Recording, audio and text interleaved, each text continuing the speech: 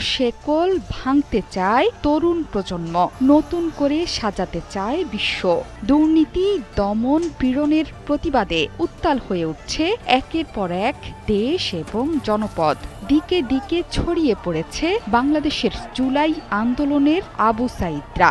বুক চিতিয়ে দাঁড়াচ্ছে বুলেট আর সরকারের সামনে। নেপালেও এখন জেনজিদের বিক্ষোভের দাবানল ছড়িয়ে পড়েছে। সংসদ ভবনের সামনে গিয়ে তুমুল ভাঙচুর চালিয়েছে ছাত্র জনতা। এই আন্দোলনে এখন পর্যন্ত প্রাণ দিয়েছে 14 জন তরুণ তুর্কি। সংসদ ভবন এলাকায় জারি হয়েছে কারফিউ। কাঠমান্ডুতে টহল দিচ্ছে সেনাবাহিনী।